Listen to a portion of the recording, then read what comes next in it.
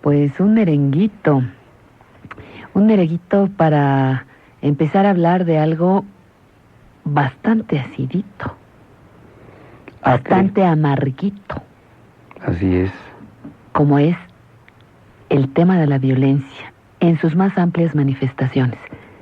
Ernesto, me da mucho gusto, no me da por otro lado, son sentimientos contradictorios, pero el hecho de que se haya realizado en México un encuentro latinoamericano de la cultura de la no violencia y que se haya analizado la violencia en sus más diversas manifestaciones, nosotros fundamentalmente enfocamos la de la pareja y la de la familia, pero al parecer en este encuentro se descubrió, se encontró, valga el juego de palabras, que la violencia permea todos nuestros ámbitos, todas nuestras áreas de movimiento, de existencia, de vida. Lo mismo en el deporte, que en la política, que en casa, que en la oficina, que en el transporte público. Y justamente se habla de esto en voz alta para que trabajemos por su solución. Quisiera decir que no exactamente es que se haya descubierto o se haya encontrado en este encuentro, valga la redundancia, se reúne por la no violencia, sino que se empiezan a hacer públicos, se empieza a dar a conocer cómo dentro de las posturas reconocidas de muchos grupos que han trabajado en contra de la violencia y que llaman de no violencia, valga la redundancia, se empieza, lo cual nos sorprende, apenas hablar de cómo este fenómeno de la conducta humana permea todas las capas, los estratos y las circunstancias sociales, ya que por alguna razón u otra, a través de la experiencia de los radioescuchas, tenemos cerca de 10 años hablando todos los días, sin excepción, de algunas de las formas más severas de la violencia, que son las que corresponden a la violencia intrafamiliar, llamada también violencia doméstica. Prefiero yo usar el término violencia intrafamiliar porque lo doméstico se refiere a lo que pasa en casa, que ya es bastante, pero puede haber violencia intrafamiliar aunque algunos de los miembros no estén en casa o en esa casa. A veces la violencia entre los miembros de la familia se extiende a otros niveles. Vamos a decirlo con un ejemplo que es muy común. Por ejemplo, Caín mata a Abel con una quijada de burro y no lo mató dentro de su casa, pero es un caso de violencia intrafamiliar. Sí, dos hermanos se matan así. Entonces, en esos términos hemos venido trabajando y sosteniendo una hipótesis que ahora puede ser sustentada como tesis de para que exista violencia en las calles tiene que haber alguien que salga ya violentado de un hogar o de una familia violenta. Todas estas redundancias caben, son viables, gracias a que el término se puede usar y aplicar correctamente para muchas formas de conducta cuyo destino no es precisamente el bienestar, sino el malestar de los demás. O bien, en la no existe bienestar y sí existe una patología severa de orden afectivo, de orden emocional y conductual. Si bien algunas formas de conducta violenta son naturales en el ser humano, la conducta violenta hacia otros no lo es. Yo quiero informarles que a lo largo de estas 3 horas de transmisión estaremos escuchando diversas opiniones, diversos comentarios de especialistas, de participantes en el Encuentro Latinoamericano de la Cultura de la No Violencia que se llevó a cabo los días 14 y 15 de marzo aquí en la capital de la República Mexicana, pero que tiene vigencia, por supuesto, en todo el territorio nacional. Carlos Jaime es el responsable de todas y cada una de estas entrevistas que estarán enriqueciendo nuestra transmisión. Vamos a mensajes, regresamos. La entrevista es de el señor del doctor René Jiménez, Violencia en México. Bueno, de violencia social hasta la violencia intrafamiliar. Desafortunadamente hemos tenido una tendencia de crecimiento que el trasfondo de ella tiene que ver con los problemas económicos, sociales, etcétera, pero también tiene que ver con aspectos del que nuestras autoridades de anteriores administraciones no trataron de arreglar el asunto, de detener la violencia, sino la toleraron, sino también en términos de no tratar con conocimiento el problema de la violencia en las escuelas, de la violencia intrafamiliar. Lo que sí sé es que la sociedad civil, los académicos, estamos empujando independientemente, pero sí llamando a las autoridades. La delincuencia, los delincuentes muchas veces vienen de familias que han tenido problemas de integración, pero también son gentes que se nutren de una situación en donde el crimen, el robo, les deja muchísimo más utilidades que un trabajo. Se dice, por ejemplo, que han sido las mujeres, principalmente las víctimas de la violencia intrafamiliar. Es cierto. Sin embargo, en la actualidad podemos hablar de que esta ya se ha generalizado tanto a los niños como algo que realmente repercute, que es la violencia contra nuestras personas adultas. Los esfuerzos pueden mitigar ese camino, lo veo muy difícil, pero tenemos que luchar. De hecho, lo que se está haciendo con este tipo de labor como pioneros que se hace en el estado de Hidalgo, lo que se ha hecho en Morelos con la cultura de la no violencia, lo que estamos generando en la UNAM, en fin, en muchísimas instituciones, tiene como objetivo precisamente que este camino no sea tan complicado, sino que resulte en un proceso mucho más digno de la vida que tenemos todos los mexicanos y toda la humanidad en conjunto, ¿no? Ernesto, la presencia del doctor René Jiménez, según deduzco de la entrevista de la UNAM, y su comentario sobre el desarrollo de la violencia en México. Y con todo respeto, yo creo que el doctor está en su entrevista, no sé si en su ponencia, haciendo uso de lugares comunes y sin definir qué es la violencia, y sin proponer qué se puede y qué se debe hacer para la violencia, y pues diciendo algo que todos saben, diciendo que no se ha hecho nada, pero tampoco en este régimen.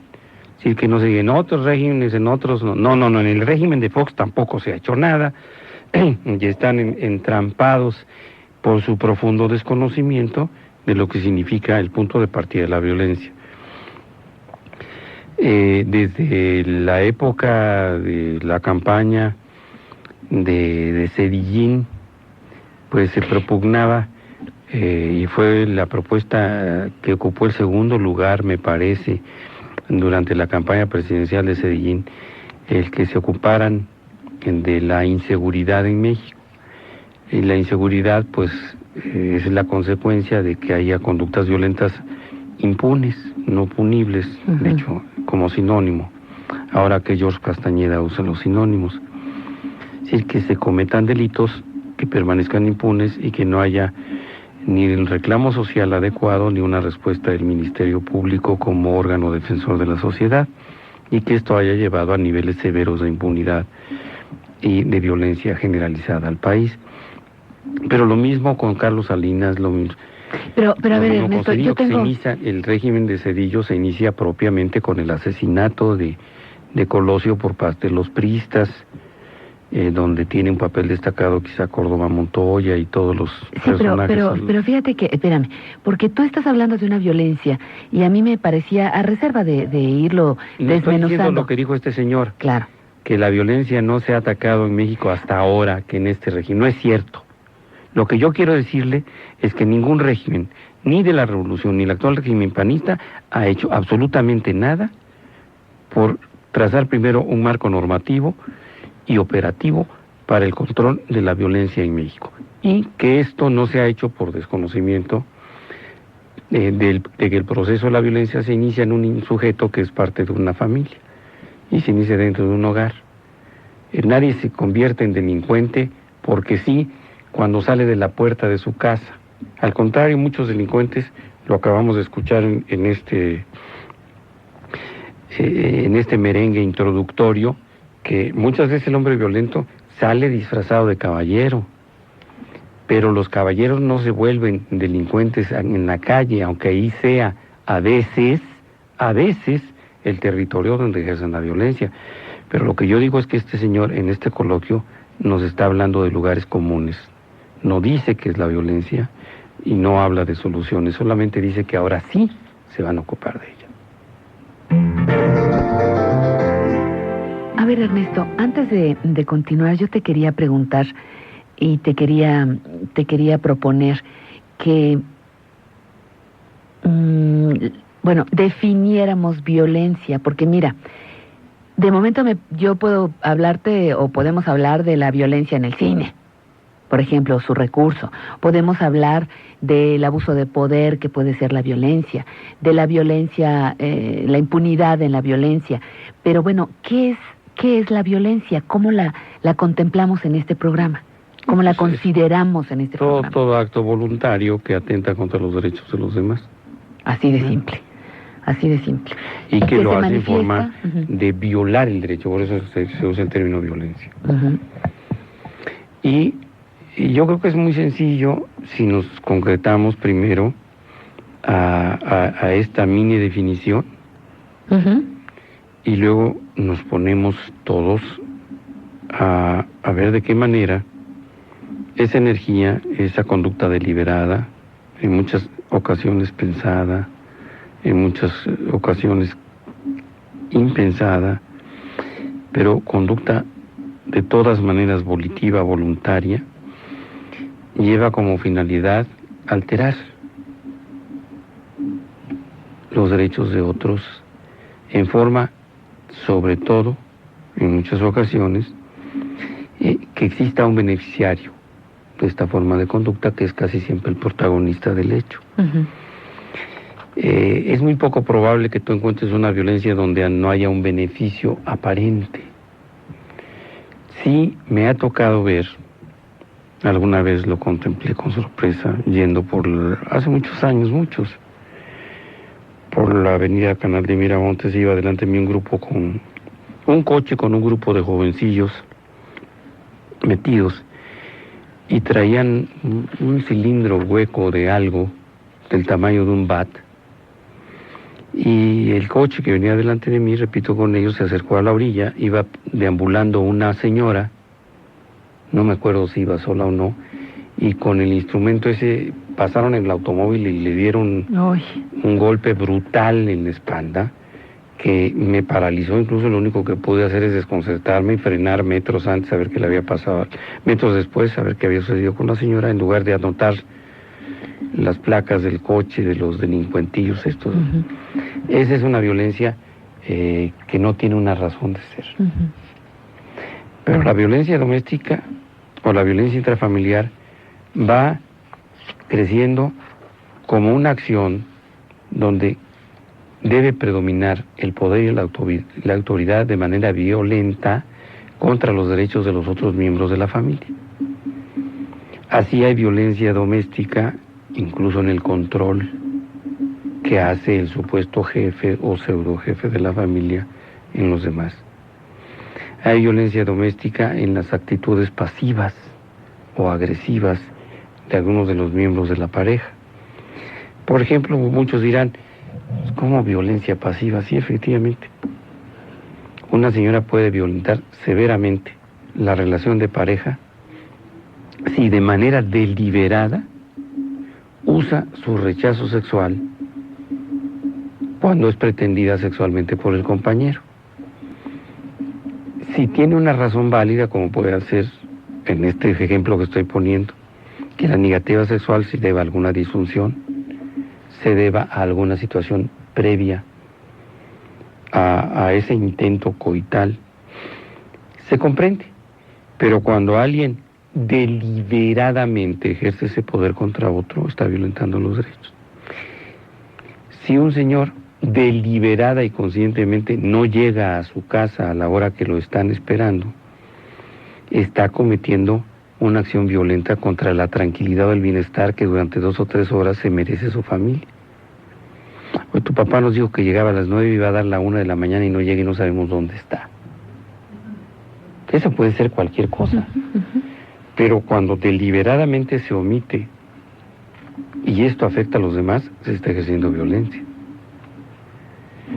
Cuando un joven deja, por ejemplo, de hacer su cama o de levantar su ropa y lo hace deliberadamente, a pesar de que sabe y conoce que esa es su responsabilidad doméstica, y a veces la única responsabilidad, tiene una actitud pasivo-agresiva, decimos, y consecuentemente incomodar y malestar y ofender, agrediendo lo que los demás esperan de él. Entonces, violencia no son solamente golpes, ni maltrato físico o emocional, sí. Cuando un hombre controla, cuando un varón controla la forma en que se debe gastar el dinero, independientemente que sea él el que lo trabaja, y él decide cómo gastarlo a pesar de los requerimientos de cubrir las necesidades inmediatas por parte de la compañera, está haciendo un ejercicio de violencia brutal contra la economía sana de la vida doméstica. ¿Cómo te vas a comprar un coche si debemos tanto todavía en la tarjeta, si debemos en la otra tarjeta, si no hemos pagado la hipoteca, etcétera? Por ejemplo, puede ser una decisión que sea aparentemente tomada con razón porque para nosotros todavía el que paga manda, pero que puede violentar severamente el orden familiar. Puede haber una violencia pasivo-agresiva terrible cuando a alguien se le olvida lo que debería hacer. Los olvidos y el eso a mí no me toca, y el yo no sé, y es que se me olvidó, pues en formas muy severas de violencia intrafamiliar y de violencia doméstica que se van acumulando hasta llegar a estallidos donde aparece la violencia verbal y después la violencia física. Entonces, violencia son muchas cosas que atentan contra los derechos de bienestar, sobre todo de los demás. Bueno, y ahora un comentario de Eduardo Liendro, integrante del colectivo de Hombres por Relaciones Igualitarias. Un primer paso, pues como en muchos problemas, es reconocer que usamos la violencia, reconocer que trae consecuencias dolorosas para los demás y también para nosotros, ¿no? Eso es el primer paso. Mira, las cifras son dramáticas, o sea, cada vez más se encuentra que la violencia es algo que ocurre en muchos hogares. Las cifras hablan, más de un 50% de las mujeres reportan que alguna vez han sufrido violencia por parte de un hombre. Creemos que esto es algo mucho más arraigado y que necesitamos trabajar por cambiar nuestra tolerancia a la violencia y llegar hasta tolerancia cero, ¿no? Mira, yo creo que estamos en una situación grave porque además del contexto, por ejemplo, del machismo que se reproduce en todos los países, nosotros tenemos problemas graves como por ejemplo la acentuación del narcotráfico, como la pobreza, que implica que muchos hombres, por ejemplo, delincan y muchos jóvenes cometen delitos relacionados con la violencia y que muchos están orillados a partir de un modelo económico que los excluye, ¿no? Entonces, los grandes niveles de pobreza, el narcotráfico y una organización social todavía muy autoritaria. Recordemos que el proceso democrático en México es muy reciente, entonces necesitamos llevar ese proceso democrático a nivel social y eso tiene que llegar también al nivel de las relaciones íntimas. Entonces necesitamos construir la democracia también en la casa, el respeto hacia las personas y eso tenemos que trabajar y el gobierno tiene un papel importante. Y necesitamos a nivel educativo también incorporar en las escuelas y incorporar en los medios de comunicación una cultura de no violencia, ¿no? ¿Se podrá hacer una cultura de no violencia, Ernesto? Y yo creo que sí. No es fácil y transcurrirán quizá algunas décadas. Yo no pienso nada más en varios años. Aquí Liendro estaba haciendo uso de un término que me gustaría reconsiderar. Tenemos que llegar a la no tolerancia contra la violencia. Pero el llegar a la no tolerancia con la violencia también significa violencia. Es decir, la no tolerancia no es darse media vuelta e irse. Es, me dan una trompada y yo la devuelvo. El ojo por ojo y el diente por diente. Es decir, que no haya sumisión, que no haya abnegación, que no haya tolerancia, que haya tolerancia cero a la violencia. Entonces, en un principio se tiene que ser muy descriptivo, se tiene que ser muy cuidadoso, es decir, la violencia como tal no es aceptable en ninguno de sus órdenes, ni familiar, ni doméstica, ni social, en ningún aspecto. Tampoco es aceptable esta macroviolencia que se da con el hambre y el desempleo, macroviolencia que están sometidos los países pobres por parte de los países globalifílicos y liberales, empezando por los Estados Unidos de Norteamérica. Eso ya lo sabemos. Yo estoy de acuerdo, ¿cómo lo llevo a cabo? Para llevarlo a cabo, lo primero que tenemos que tratar de hacer es denunciar qué es lo que sí pasa. Porque no podemos establecer una cultura de la no violencia si no le explicamos al público primero qué diablos es la violencia. Ajá. Por eso me llama mucho la atención que en este foro primero se haya hablado de la no violencia y no primero de la violencia y después del no. Porque todo el mundo va a decir, no hay un alma sobre la faz de la tierra que ustedes conozcan al que se le plantea esto, que diga que es partidario de la violencia. Hasta los Arellano Félix o hasta Carlos Salinas van a decir, no, hay que estar en contra de la violencia. Sí, eso ya lo sabemos. Pero para que haya cultura de la no violencia tenemos que tener una cultura acerca de lo que es la violencia. Decíamos algunos ejemplos hace un rato, yo quisiera hacer hincapié en otros, que pudieran ser objetivos en algún sentido. ¿Qué no es violento que en una familia cualquiera los varones tengan derechos y las mujeres no? ¿Qué no es un acto de violencia brutal contra los derechos e integridad de un ser humano?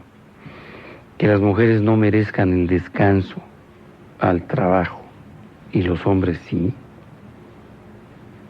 Que no es violento que las mujeres no perciban un salario, una remuneración por su trabajo doméstico y los hombres disfruten sin gasto alguno del trabajo de los demás.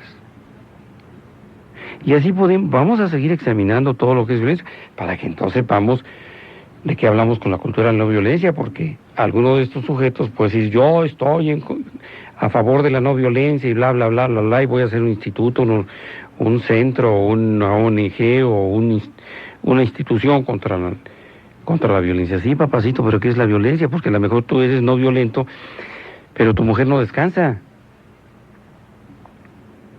Y la decisión para dónde ir a desayunar el domingo la tomas tú, sin importarte lo que los demás quieran tragar. Entonces, primero hay que definir qué cosa es realmente la violencia, porque se le imagina que es alguien dándole un balazo a alguien en la calle, violando a una señora que va al supermercado. Es otra cosa. La violencia son muchas, pero muchísimas cosas que no son conceptualizadas correctamente como tal.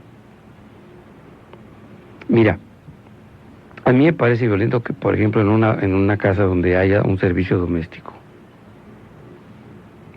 las personas del servicio doméstico coman las obras o coman otras cosas distintas a la que come, entre comillas, el patrón. O simplemente que en una mesa se sienten y el mejor pedazo o la mejor porción de comida es para el señor y no para los niños. A mí eso me parece violento. Y de hecho lo es.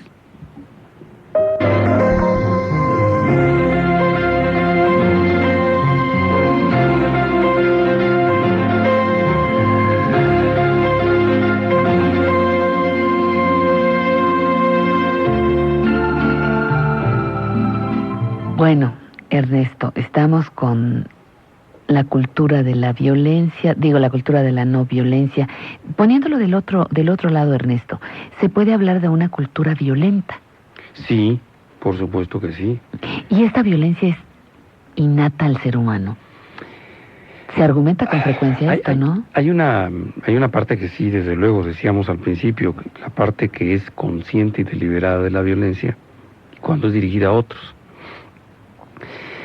Se dice y se dijo durante muchos de los primeros años de las ciencias de la conducta que los seres humanos teníamos 3 necesidades básicas. Una eran el hambre y la sed y su satisfacción, la otra era la sexualidad y la otra era la agresión. Significa dos cosas distintas. Una de ellas es la violencia y la otra es la cometividad. Si tú en un anuncio solicitas, por ejemplo, un vendedor muy agresivo, no se trata de un vendedor que le diga que a la golpea gente, a los clientes. o me compras o te madreo, pues, no, con para nada, iniciativa, sino alguien que sea un acometedor. Entonces, el ser agresivo significa varias cosas, pero la violencia se considera además que es parte del instinto de conservación de los seres vivos, cuando menos que tienen características como los humanos y los animales, porque para sobrevivir a veces se tiene que atacar, a veces se tiene que defender y a veces se tiene que huir. Esa parte de la violencia es connatural con los animales y los seres vivos.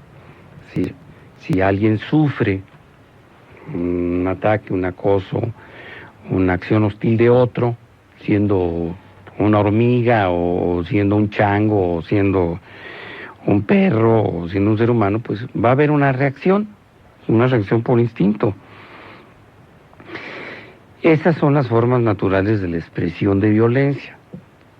Si en un momento determinado, con el ejemplo de Caín y Abel, hubieran dicho, pues sí, Caín mató con una quijarra de burro a Abel, pero mientras Abel le puso una de aquellas y le dejó una pata fracturada y le puso un ojo morado y le rompió la nariz, bueno, estaríamos hablando de una violencia compartida, pero parece ser que aquí el violento Caín llegó y por detrás moles y mató al hermano.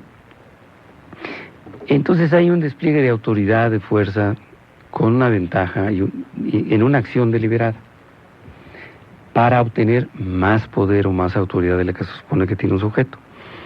Es decir, un león no va por ahí caminando, o un perro, y ejerciendo el poder para demostrar que es muy chicho. En ocasiones aquí lo vemos simplemente con la forma de manejar un automóvil o de conducirse de algún ser humano. Lo vemos mientras mayor sea el resentimiento, el complejo de inferioridad, la inseguridad o la impotencia de los seres humanos, más buscan la autoridad del poder, incluso los presidentes, o los dictadores, o los gerentes, o los directores generales, o sea, en fin. Eso es una búsqueda de poder, que es una acción deliberada, que va a perjudicar a otros, pero hemos estado haciendo lo que sí se puede considerar la construcción de la cultura de la violencia, en algunos aspectos que afectan en el macro a la sociedad mundial en su conjunto. Por ejemplo, el manejo de la economía. Si los habláramos de violencia de la naturaleza, valga la redundancia, estuviesen distribuidos de manera homogénea o de manera racional entre todos los habitantes del planeta, difícilmente estaríamos hablando de una consecución de una acción violentísima en contra de millones, que nada menos en esta semana han aparecido con cifras brutales después de los rey, donde se habla de más de 1.000 millones de seres humanos, creo que son 1.300, en condiciones de pobreza y de hambre. Y que de esos 800, me parece, millones de seres humanos están en condiciones de pobreza extrema, más los millones de niños que mueren de hambre, los de niños que además mueren de enfermedades que con bajísimos recursos sanitarios pudieran haber salvado la vida, porque mueren de diarrea, mueren de complicaciones de un resfriado que se pudieron haber controlado, etcétera. Y esa condición social no es una condición natural de los seres vivos, no es una condición natural de los seres humanos. La humanidad no fue así durante mucho tiempo. Pero cuando empieza la justicia social, ese reflejo es la hegemonía y el poder de unos sobre la espalda de los otros. Música relacionada con la violencia, la tristeza, aunque sea de broma, aunque sean los golpazos que le daba Cricri a la alfombra, pero bueno, ahí está, marcada o a través de la voz de Mercedes Sosa o del mismo Alberto Cortés, ¿no? Diferentes formas. Piero fue el anterior. ¿Qué sumarías a lo que estamos hablando? Mira, yo Ernesto, creo que tú tienes un rato siguiendo a la violencia detalladamente. Yo creo que la violencia de alguna manera empieza cuando en la humanidad unos tienen más que otros. Cuando alguien no tiene que comer, pero sí está produciendo la comida que otros consumen, hay violencia. Te voy a poner un ejemplo más reciente de nuestros campesinos que llegan a producir maíz. Creo que una tonelada de maíz cuesta 1,200 pesos, una cosa así. Imagínate la cantidad de toneladas de maíz que tiene que producir un campesino para poder tener que comer en su casa. Porque si produce una tonelada de maíz y eso le da 1,200 pesos, pues le va a alcanzar para muy poco. El maíz que comen nuestros campesinos ya no lo producen ellos, ya lo tienen que comprar. Pero que ese campesino que produce ese maíz, que te alimenta a ti, se puede acercar a tu mesa, a mi mesa, y a la mesa de los privilegiados 5 millones de mexicanos que tienen para comer. Y se va a sentir muy mal que ve que el producto de su sudor, de su trabajo y todo, tú te lo puedes comer tranquilamente, sin siquiera pensar cuánto costó producirlo. Alguna vez me ponían un ejemplo. Me decían, ¿qué crees que siente un albañil que en una casa de Bosques de las Lomas está construyendo un baño de mármol con las llaves con baño de oro y que en su casa tiene que orinar y cobrar en el traspatio, en medio de la inmundicia y la podredumbre que ya dejaron otros antes que él? Allí hay violencia. ¿Desde cuándo? Tenemos que remontarnos a la historia. Y esas formas de violencia que la humanidad ha ido construyendo son lo que podría llamarse la cultura de la violencia. Y por eso tenemos que saber entonces, primero esto, para después saber qué queremos decir con la no violencia. Ay, ay, ay, ay, ay. Amor y afecto seguro para hacer un porvenir. Amor y afecto seguro. ¿Sería un antídoto para la violencia? Yo creo que sí. Definitivamente dos personas que se tienen afecto tienen menos oportunidad de ejercer acciones en contra de los derechos de la otra. Estamos hablando básicamente de que en la violencia hay una acción deliberada, consciente, en contra de los derechos de otra. Y cuando dos personas se quieren, debemos suponer que si el amor es un amor adulto, no importa que se tengan 15 años, el amor adulto puede existir como un componente de maduración, que no tiene que ver con la cronología. Va a ser difícil imaginarse siquiera que se agredan. Ahora, ¿qué sucede? Que muchas personas cuya capacidad de amar está restringida o existe en forma mínima o no se ha desarrollado, y aunque digan, crean o aparentemente se amen, se van a lastimar profundamente porque van a ser desconfiados, susceptibles, vulnerables, y esto pues puede lastimar. Imagínense una pareja de supuestos enamorados donde pasa por la calle, por ejemplo, alguien que tiene las medidas de Jennifer López y el muchacho voltea discretamente a verle las posaderas a la fulana y entonces la muchacha se siente súper ofendida. Es que me lastimas, me agrediste con eso, ¿cómo te pueden ver las nalgas de otra? ¡Qué barbaridad! Mira, bueno, eso habla de que dos personas que dicen que se quieren o que creen que se quieren se pueden lastimar, a veces con futilidades, con banalidades. Dos personas que se quieren realmente con amor adulto ante una situación así serían hasta comprensivas. Oye, ¿te fijaste qué trasero tiene esa muchacha?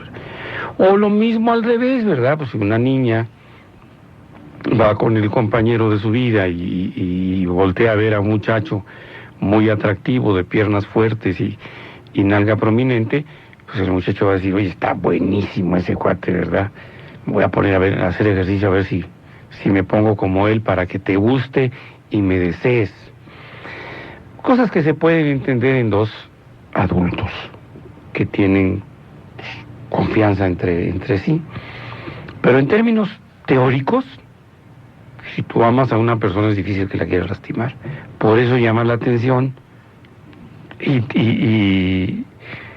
se siente tanto tu indignación cuando alguien te dice que le pegan a un niño porque lo quieren. Ese es el mayor de los contrasentidos del supuesto, lo quieren maltratar, del supuesto amor hacia los niños, ¿no? Uh-huh.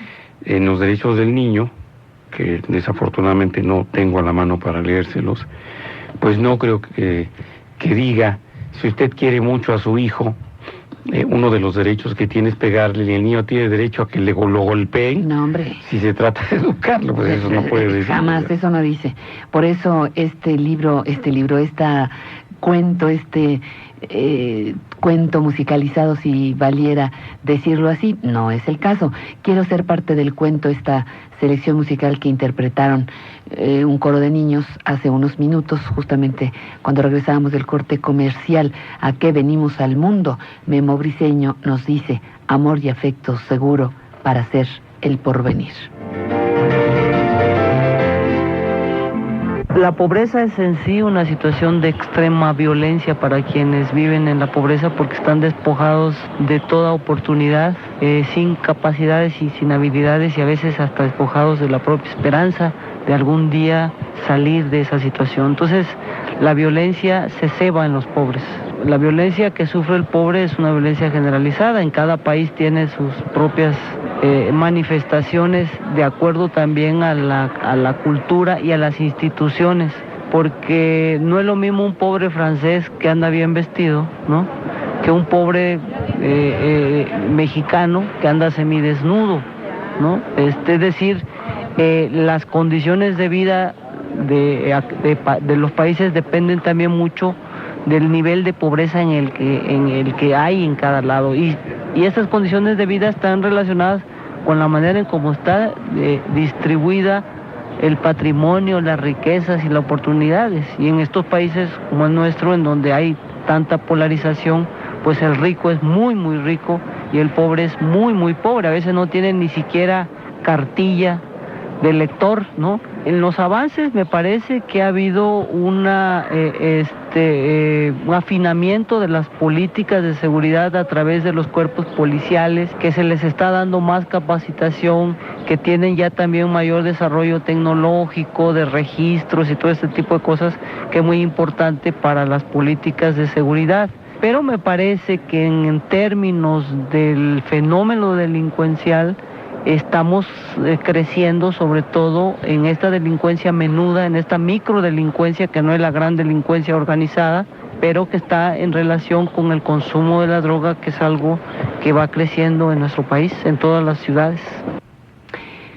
La pobreza es una forma de violencia, que a veces pasa inadvertida. Sí, que en el macro, ya lo habíamos intentado decir, la marginación, la pobreza, el hambre son evidentemente situaciones de por sí violentas que pueden generar a la vez una violencia particularizada, como la violencia doméstica.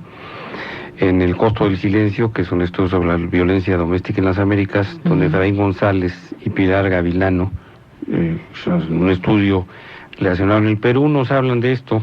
Se refieren obviamente en condiciones muy similares a lo que acaban de ustedes de escuchar, pero me interesa mucho leerles a ustedes unos 6 puntos muy pequeños sobre el marco del estudio que estos peruanos hacen relacionado con violencia doméstica y pobreza. Ellos formulan 6 hipótesis. Una de ellas: los malos tratos en la pareja dependen de diversas variables y situaciones, de las cuales la pobreza es solo una, pero no necesariamente la más importante. 2.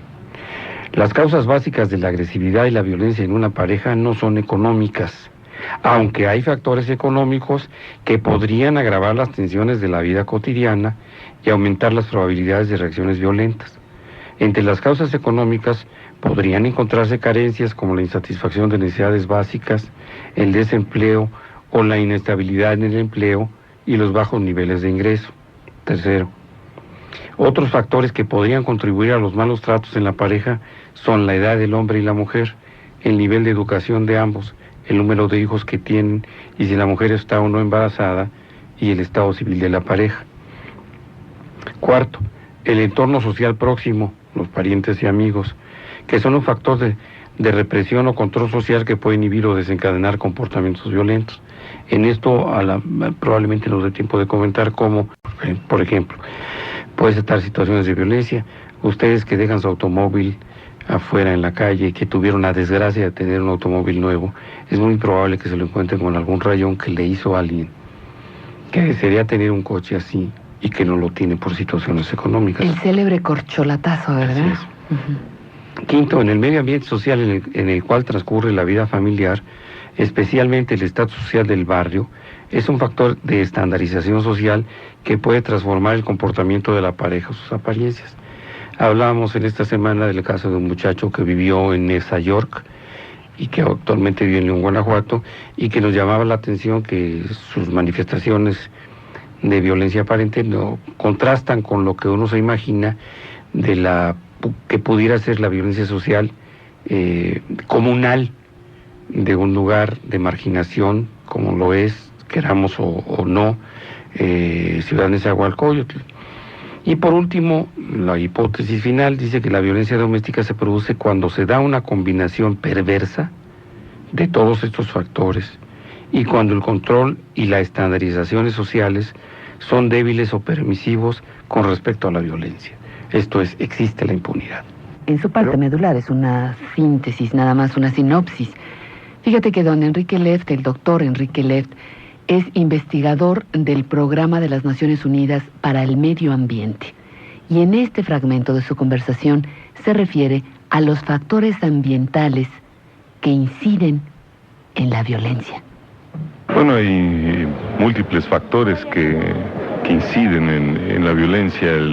Yo creo que hay algo que se ha globalizado, que es toda una racionalidad de un dominio totalitario contra el mundo, una cultura de exclusión, una cultura de desconocimiento del otro, pero que adquiere sus particularidades dentro de cada contexto cultural, dentro de cada país, dentro de cada subcultura incluso. Como lo decía hace un momento, el pasar de la agresividad natural del ser humano como un instinto de sobrevivencia a un desbocamiento de la imposibilidad de satisfacción, de completud, empezando por la falta de condiciones para tener una vida digna, básica, ¿no? Y que se desboca hacia una agresividad hacia el otro y hacia una voluntad de destrucción del otro y de autodestrucción. Por supuesto, la familia es uno de los contextos que funcionan realmente, por una parte, como espacio de contención, de conducción de los instintos, de los deseos, ¿no? De conducción de la vida de las personas. Pero también hay que decirlo que dentro de la cultura familiar se produce y se reproducen culturas de violencia.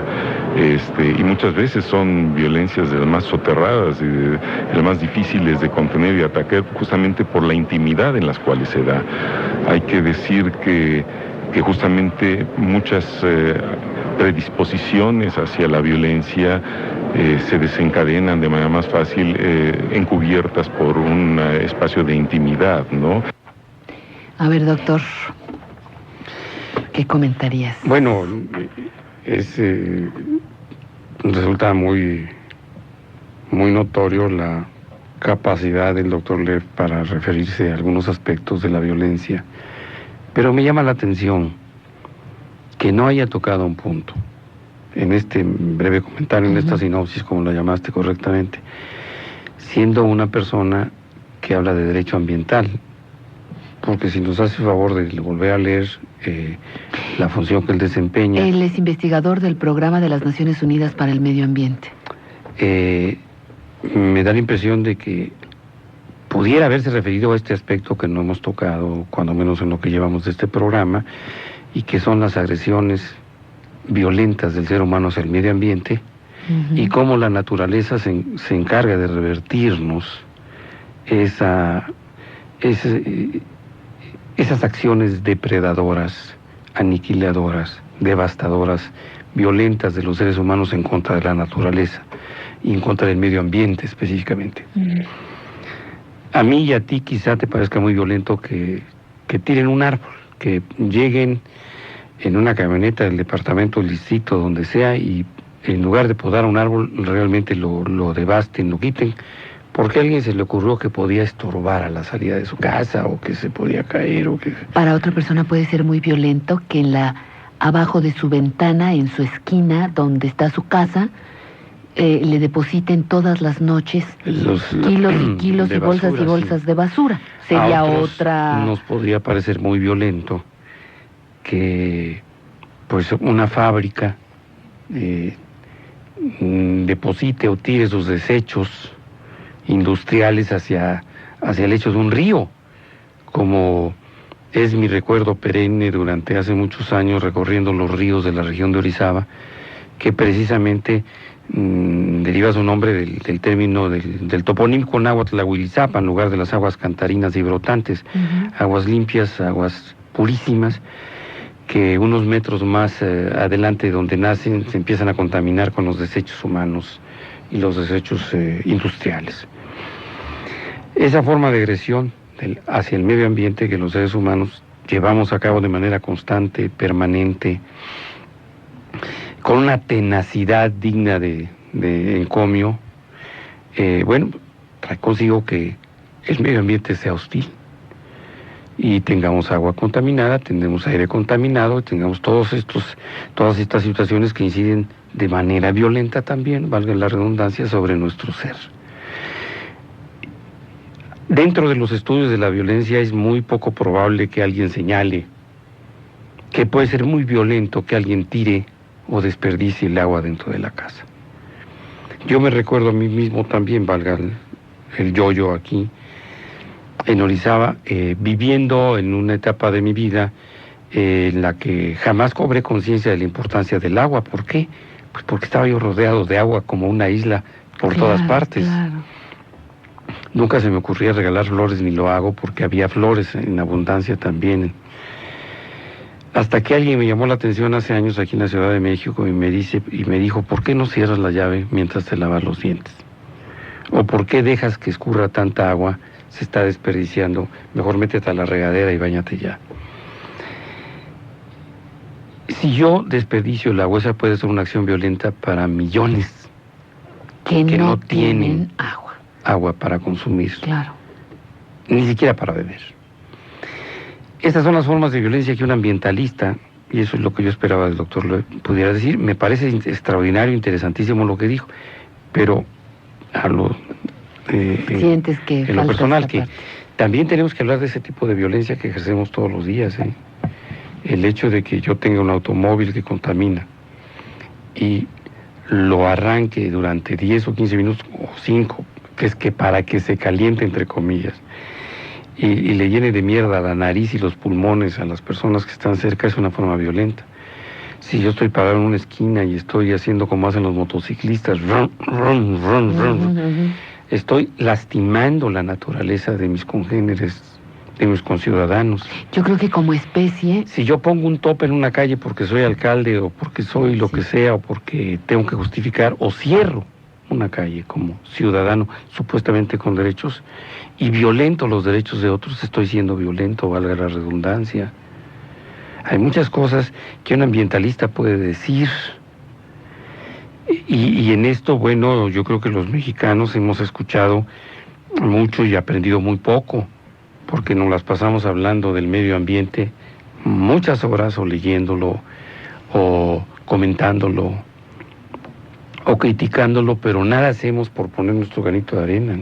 Como especie te iba a decir, creo que hemos sido para el planeta una especie violenta, una especie depredadora, una especie... yo llamaría hasta perversa y maligna. Suicida. Eso por eso en algún momento se le llama ecocidio a este asesinato de nuestro entorno biológico y natural.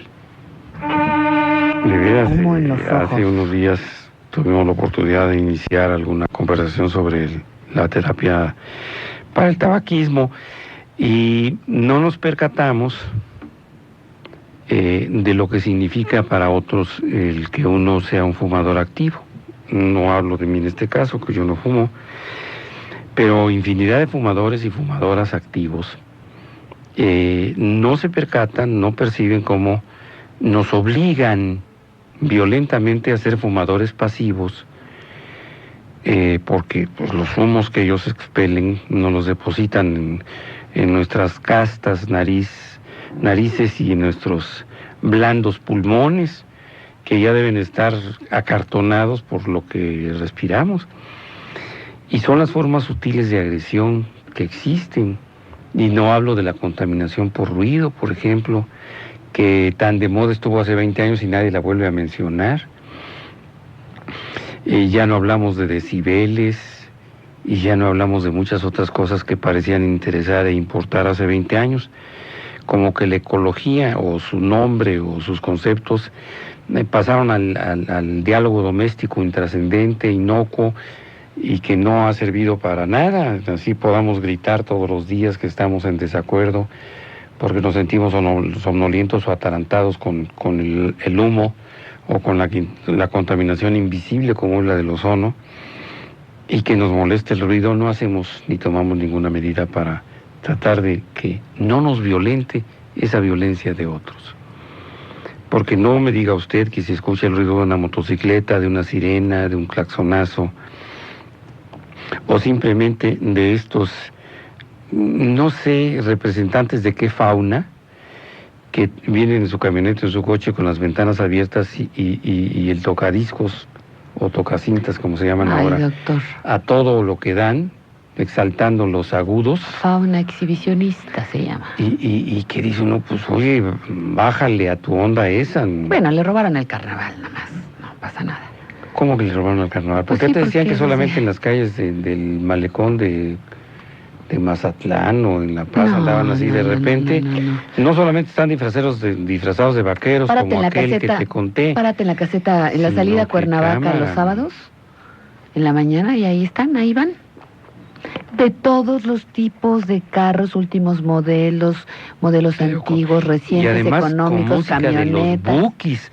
Afortunadamente No sé. ya desaparecieron los Broncos, pero con música de los Bukis es como para, además del insulto de los decibeles, el insulto al buen gusto, pues que es una violencia brutal en contra de los demás.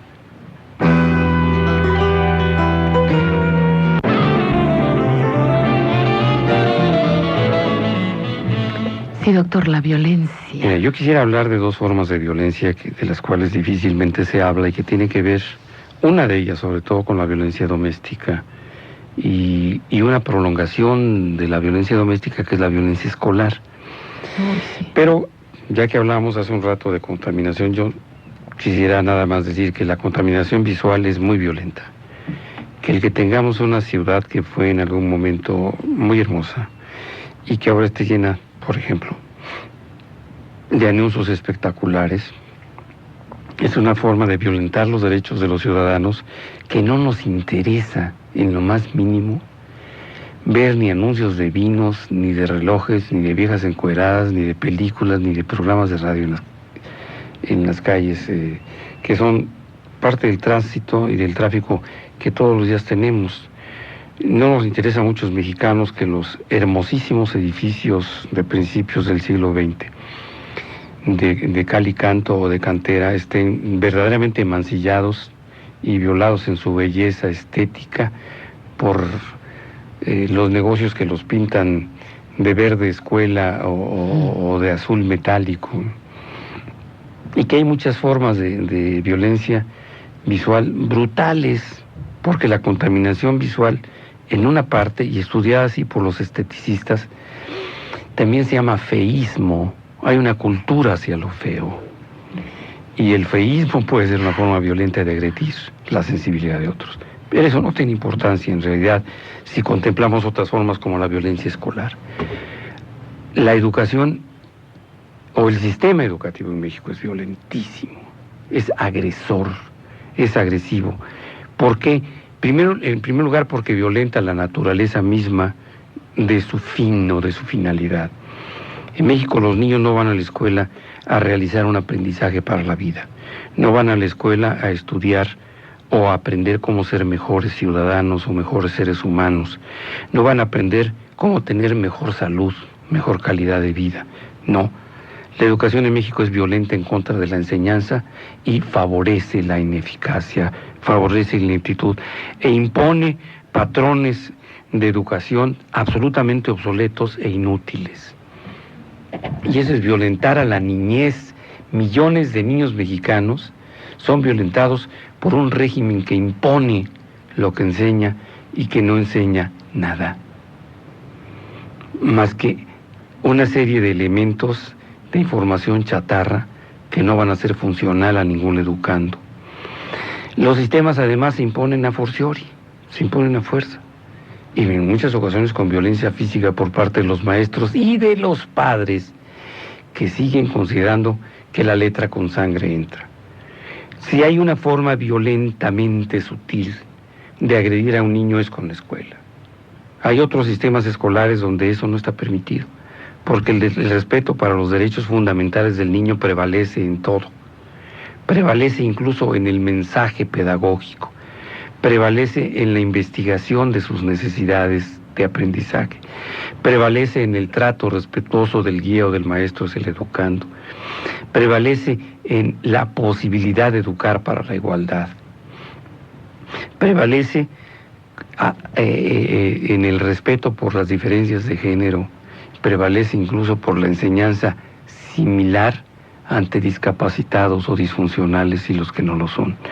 Pero las otras formas de educar, las impositivas, las que agreden, las que ponen a temblar al alumno, las que enferman de neurosis o de angustia al que va a presentar un examen, las que impiden que miles de egresados de las universidades puedan recibir un título profesional por el temor terrible a la tesis o al examen profesional, las que intimidan o las que enseñan lo que no nos va a servir en nuestro contexto, las que preparan licenciados en administración de empresas que jamás van a administrar nada, las que preparan paramédicos que no van a contar con recursos ni con medicamentos, las que preparan para la nada o para la falta de calidad de vida o para la depredación o las que educan para la competencia comercial, están siendo agresivas. Y es una forma, la escolaridad y la educación oficial y no en México, más severas de violencia en contra de los ciudadanos.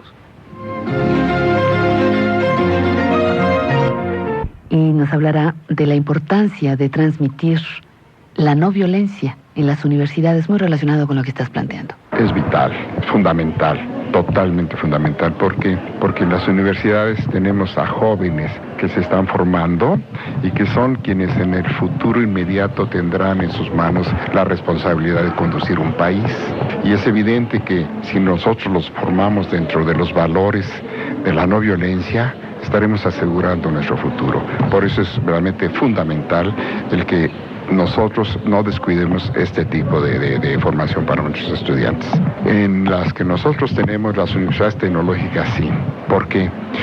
Porque estas universidades están ubicadas en zonas marginadas, en zonas donde hay jóvenes con muchos deseos de una superación, de una formación universitaria y que no tenían antes acceso a esto. Y eso genera violencia. Pues yo creo que en sí debemos pues en las áreas o las entidades que tienen, digamos, alguna función social, pueden también ir atrayendo a estos jóvenes, sobre todo en los lugares en donde existe una alta población de jóvenes que no tienen un empleo, que están desocupados.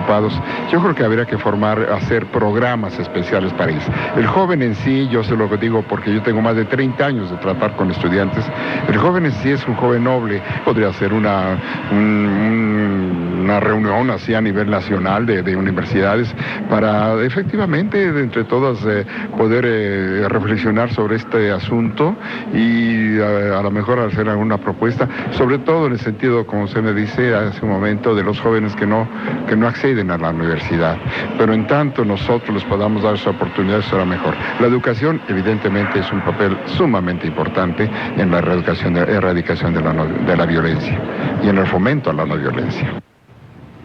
Fíjate, Ernesto, ¿querrías comentar algo? Hablabas del derecho a la educación. Se me ¿no? había pasado esa omisión terrible que gracias al ingeniero Reyes, pues ahora recordamos la violencia que se ejerce contra los jóvenes mexicanos que no tienen acceso a la educación superior o a la educación media por situaciones de carácter económico o política educacional, la marginación, la limitación, la restricción económica que se ha hecho a los institutos técnicos y a la Universidad Nacional Autónoma de México, pues ha sido severísima, porque reduciendo el presupuesto, creando una imagen negativa de las universidades a través de la manipulación de las condiciones académicas y laborales de estas universidades del Estado, se ha creado un boom, un crecimiento desmesurado de la educación confesional y de la educación privada, en detrimento del derecho a la educación superior que tienen millones de jóvenes mexicanos. Y esto yo creo que son las formas más severas de violencia que hay del Estado en contra de los connacionales. Fíjate, Ernesto, y nosotros que nos toca un poquito estar más de cerca de lo que es la violencia intrafamiliar, lo señalabas hace rato, habría dos aspectos que querría destacar en torno a la violencia dentro de las familias, dentro de la célula que conforma la sociedad, dentro de la familia que hay que formar a fuerza, ¿no? Esa familia, dentro de la Sagrada Familia esa familia en donde se supone la vida es perfecta, según algunas, no buenas conciencias, sino ciegas y sordas conciencias. O hipócritas conciencias. O hipócritas conciencias. Decirlo, ¿verdad?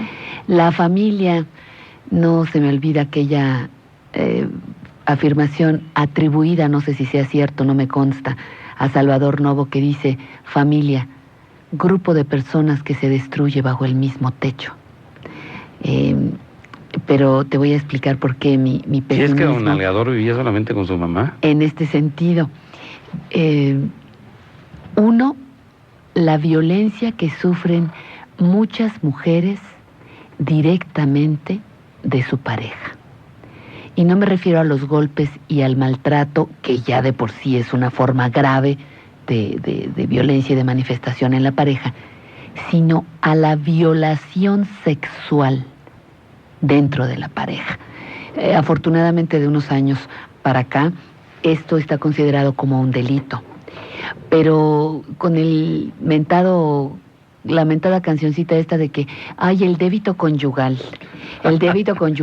Yo me caso contigo y tienes que estar conmigo para cuando yo quiera, para cuando me den ganas, como yo quiera, en las condiciones que yo quiera, sin importarme lo que tú piensas. O cumples con tus obligaciones o te violo, maestra. Claro, la mejor forma, te dicen por ahí, de mantener a tu marido es que siempre que él quiera, tú quieras. Accedas. Siempre que él desee, tú tienes que estar dispuesta, linda, creativa, dispuesta, olorosa, perfumada, el negligé, con muy buenas medidas, con en la mejor de las disposiciones. Y resulta que eso en la vida real, rectal controladita en la mano para que tú no debes ser haya la que se cuida, la que debe peligro. ser responsable del no embarazo Tú o del compras embarazo. los condonquienes o los condoncuandos, la espuma o el gel o lo que tú quieras. Exacto. Pero Entonces, tú eres la responsable. es un delito que se comete más frecuente de lo que pensamos cuando un hombre, mediante la violencia, obliga, fuerza a su mujer a tener relaciones sexuales. Hay verdaderas, Ernesto, violaciones de mujeres por sus propios maridos, cónyuges, amantes, concubinos, parejas, como le quieras llamar, su hombre, ¿no? Verdaderas violaciones. Es que el Señor me usó. De mujeres. No tenemos que irnos a África, donde violan a tantas mujeres. Aquí, y donde la piden. En este país, los hombres violan a sus compañeras, esposas, sus parejas de vida. Y eso habría que decirle a todas las mujeres que nos escuchan: es un delito.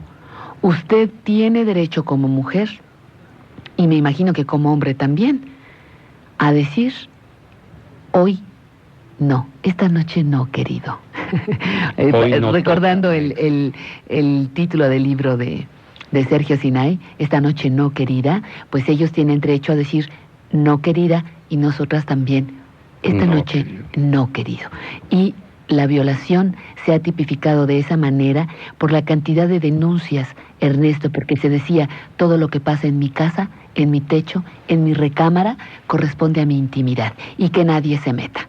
Entonces, mujeres embarazadas por violaciones en su propio hogar por su propio marido. Entonces, ese es un punto que yo quería O destacar aunque como no estén violencia embarazadas, sexual. simplemente el hecho de que abusen de Sexualmente de de un su- compromiso legal, en ocasiones de un compromiso virtual, usando o excitando la sexualidad en contra de la opinión o disposición de la pareja, pues eso es violencia. Y la otra es que te obliguen a hacer cosas que tú no quieras. Léase posiciones dolorosas, incómodas. Léase actos que desde tu O muy situadas personal por debajo punto de de la vista, tolerancia, ¿no? desde tu muy personal punto de ¿Cómo que vista, te bájese de denigra. categoría? No. No, me pongo a pensar, Ernesto, los esposos que les dicen, ay vieja, es que ya estamos tan aburridos, ahora necesito que te acuestes con otro y que yo te filme con un video. Por ejemplo, a ese tipo de situaciones. Ay vieja, yo para estar pleno y satisfecho necesito verte practicar un felatio a un desconocido. Ay vieja, yo necesito verte con otra vieja. O alcance, es que no haya la mano nada. No sé, cualquiera de estas acciones que yo como ser humano sienta que me denigra, que va contra mi voluntad. Nada de que por mantener al marido yo me dejo que me firmen, me filmen, me brinquen, me lastimen, me agredan. Necesito verte a ti con otro y yo no deseo estar con otro. Eso es violencia sexual doméstica.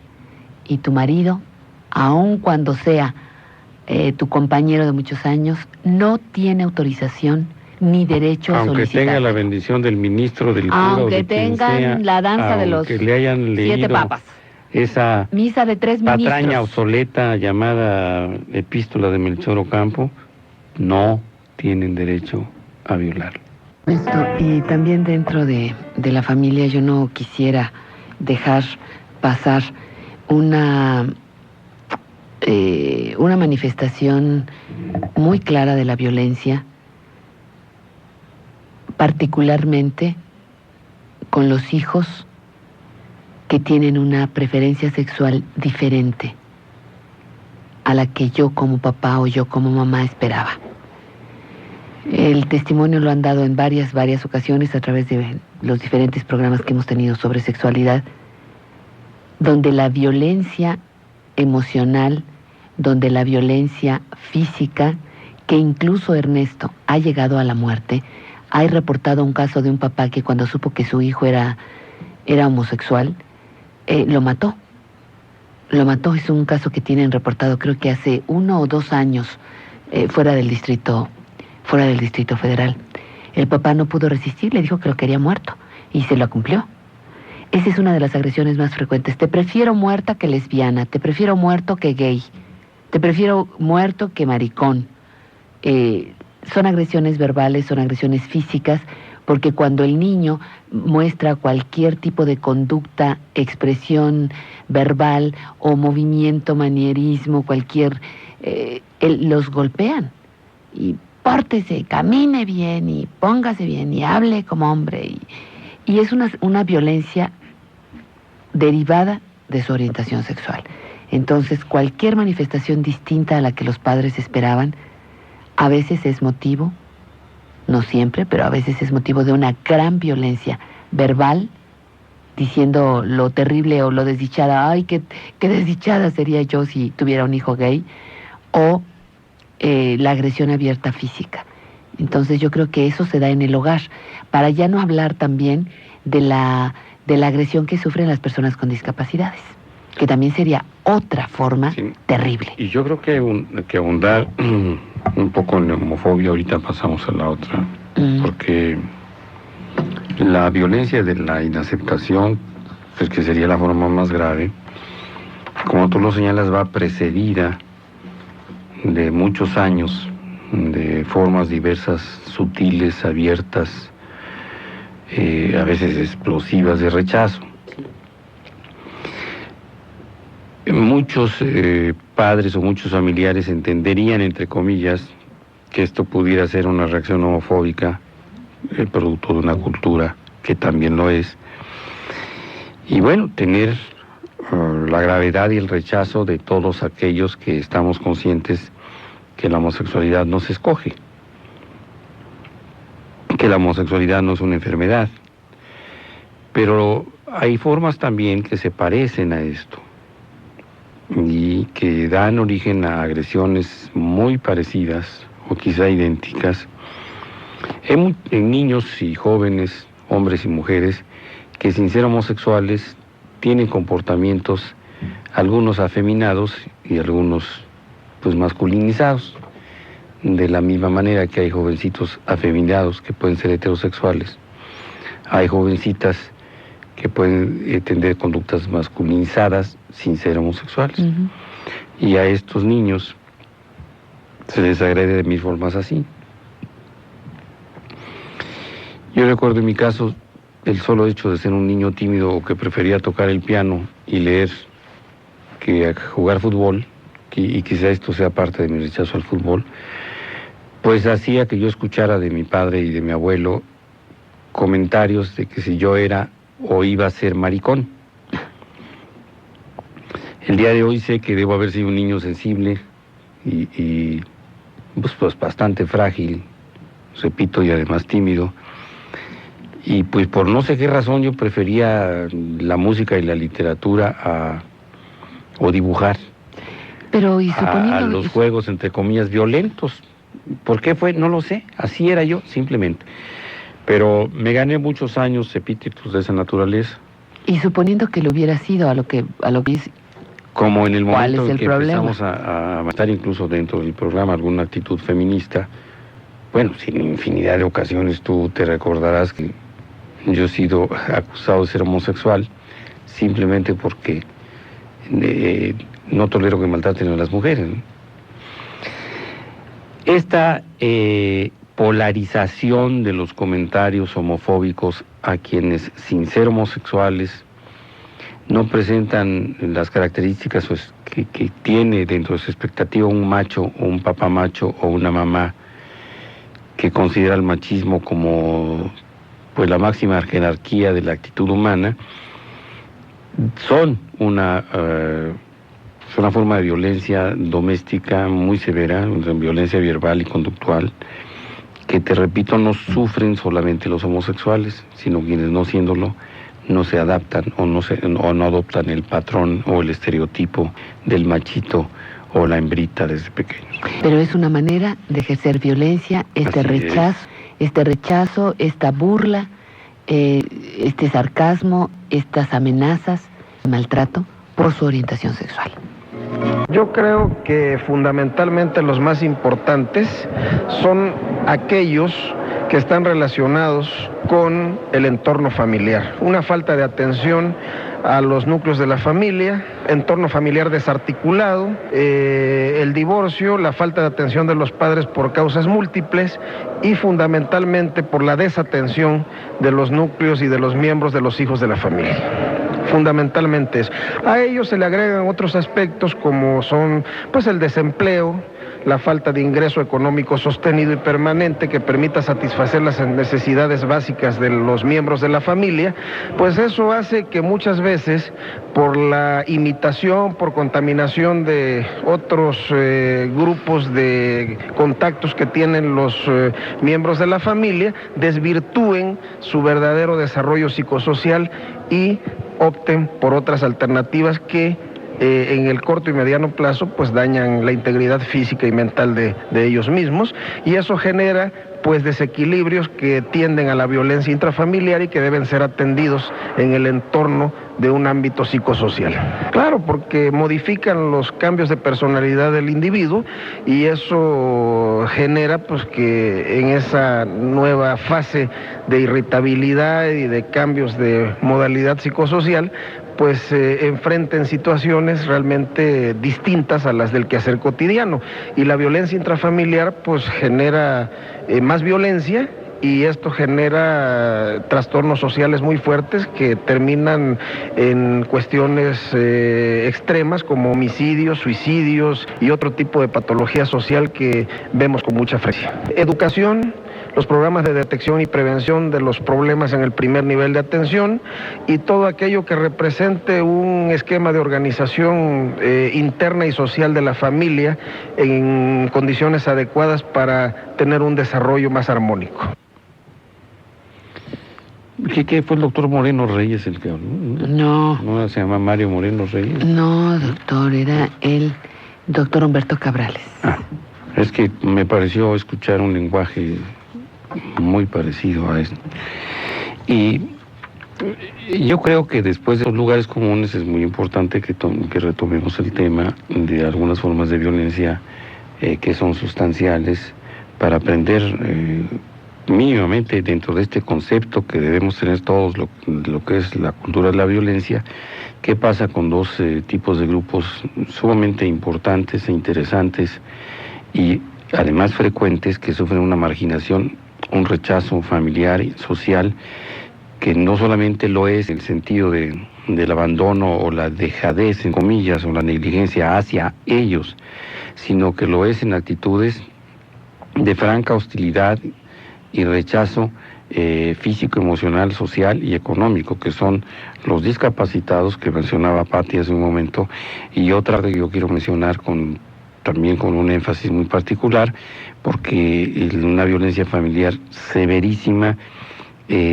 oculta, subyacente dentro de esta manera de guardar o de ocultar esta ropa sucia que se lava en casa, es la agresión y la violencia contra los ancianos, que se ejerce simplemente en la ignorancia, en la negligencia, en el abandono, en el desinterés y en la negación de participación del anciano en tareas productivas dentro del hogar o fuera del mismo. Entonces, más que los lugares comunes y de hablar de manera cantinflesca, yo creo que a ustedes les interesaría mucho ver cómo se ejerce violencia contra los discapacitados. Y la violencia que estriba en las formas de comportamiento que violan los derechos de estos y que van desde lo peyorativo de un mote o de un apelativo, el cojo, el ciego, el tarado, el ruco, chueco, o el paralítico, o el deforme, hasta pues las conductas de marginación que conllevan una violencia brutal en una frase no expresada con palabras, pero sí en los hechos de que tú no sirves para nada, o eres un estorbo, o para qué naciste, o para qué vives, o por qué no te mueres, que vienen a ser pensamientos que invaden la mente de la familia de un discapacitado en un número muy importante de ocasiones, aunque no se atrevan a manifestarlo a veces abierta, asertiva y cuando menos honestamente. Y la victimización que hacemos de los discapacitados, que se convierte en algo muy importante si son el centro de la atención médica y económica de la familia. Entonces la agresión es doble. El individuo discapacitado en una familia que centra pues sus miradas, su atención, su gasto, su tiempo en la atención de alguien con discapacidad, puede ser tan simple como un niño con una parálisis cerebral infantil, un niño con mongolismo, un niño con una discapacidad visual severa, etcétera, y que entonces son objeto del resentimiento de otros, los privilegiados, los sanos, los funcionales, que sienten que se les está quitando parte o una gran parte de la atención que merecen, o del reconocimiento que se merecerían teóricamente por ser simplemente normales, sin que ellos hayan hecho nada para hacerlo. La mente colectiva. Cuando una multitud entra en sincronicidad, piensa, si tú quieres sintonizar un radio y te equivocas, no oyes más que puro ruido o silencio. Pero si todos los radios están en la misma onda, entonces hay una uniformidad de pensamiento y de sentimiento. En el lado negativo, ve un linchamiento. El tipo más cobarde se vuelve el más feroz asesino. Ve una crisis de pánico, ¿sí? El tipo más decente le pisotea el cráneo a una niña con tal de salvar su vida, ¿sí? Pero también velo en la buena onda. Está pésimo el partido y los enemigos acérrimos la ola y se sincronizan. Eso es lo que en un momento que hay un estallido incluso sobrepasa a los líderes. Que cada uno se haga responsable de su parte. Los medios de la suya, los dirigentes de la suya, los árbitros de la suya, los jugadores y los técnicos, ¿verdad? Y obviamente todos los que nos metemos en un estadio.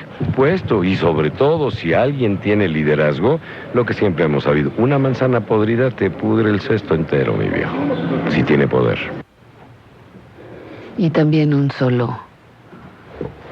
sola persona puede, con su podredumbre interna, hacerle mucho daño a la gente que quiere. Personas. Bueno, pero ¿qué sucede cuando una sola persona, y era lo que estaba yo hablando en el corte pasado, esa sola persona, por el hecho de tener 75 años, o de empezar a tener lagunas mentales, o trastornos de memoria, o trastabillar o repetir constantemente las cosas, las palabras o los recuerdos, y no tener obviamente ya trabajo por estar jubilado o haber perdido el trabajo muchos años atrás o haber tenido que dejar de trabajar por ancianidad,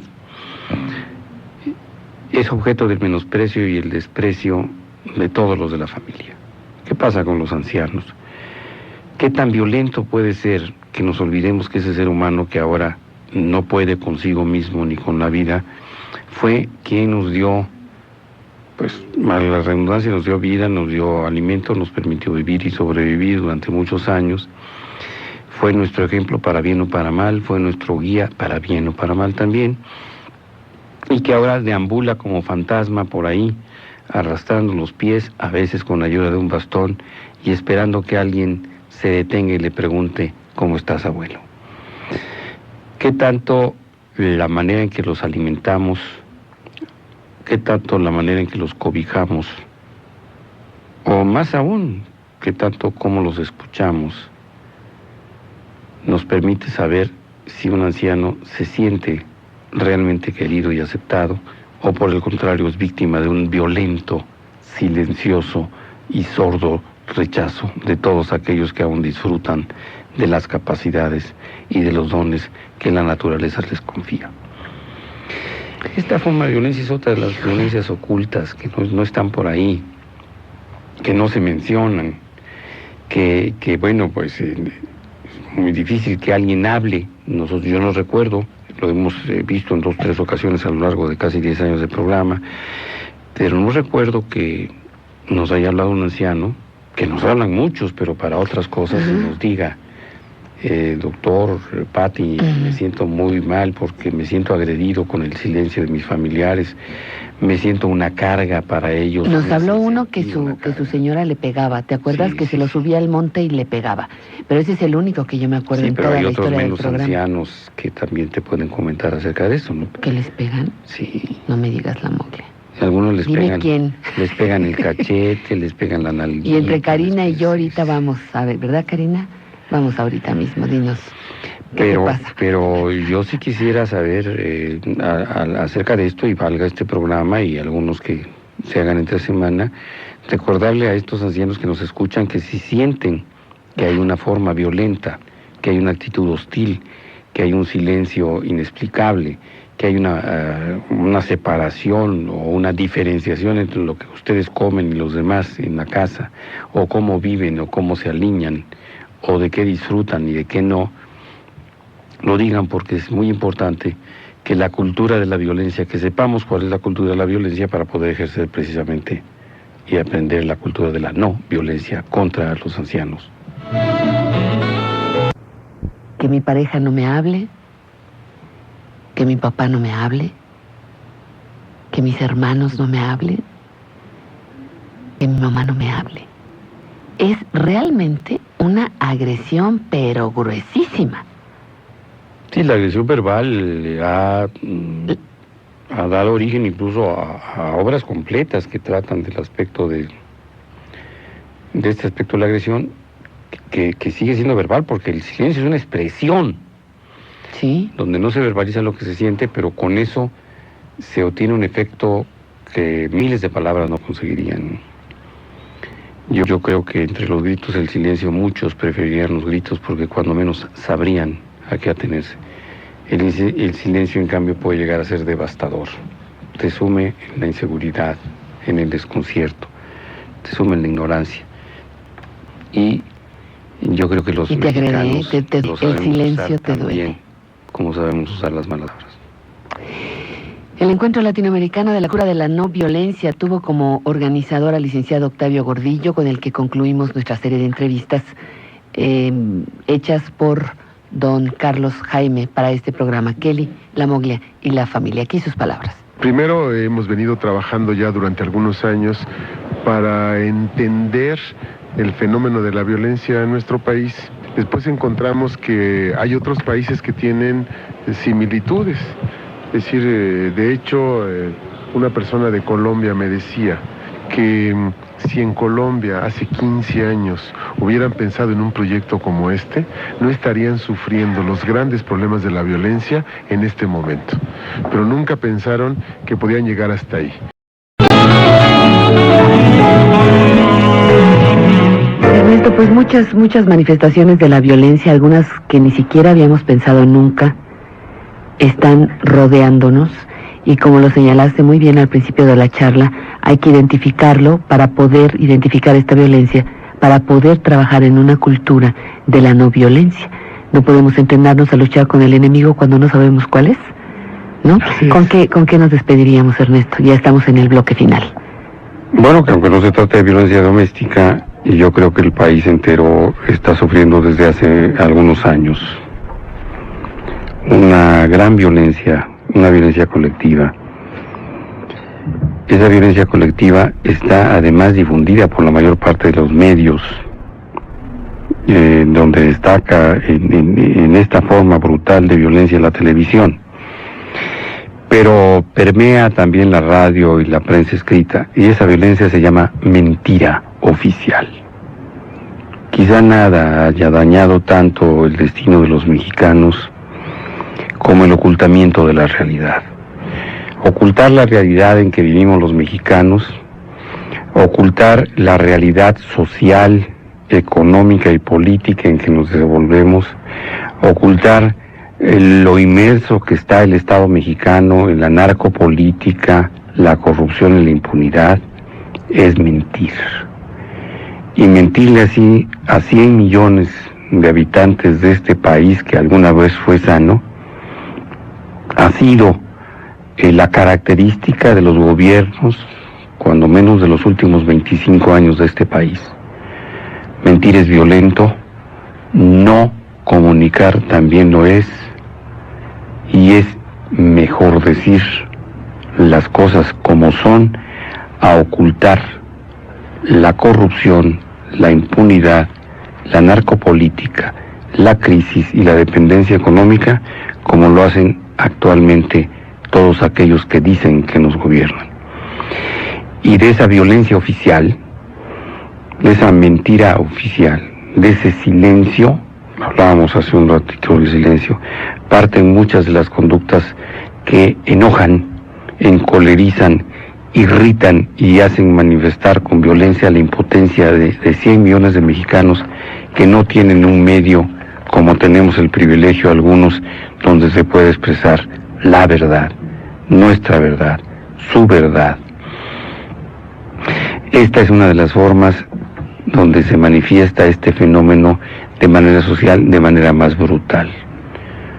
Lo grave, y hemos llegado a situaciones tan críticas como el hecho de que prendiendo el botón de un aparato de televisión, nosotros nos sentamos literalmente en la silla eléctrica, en el cadalso, para sufrir la mentira gritada y sentirnos abuchados por la impotencia de no poderle responder al poderoso que nos dice que no pasa nada.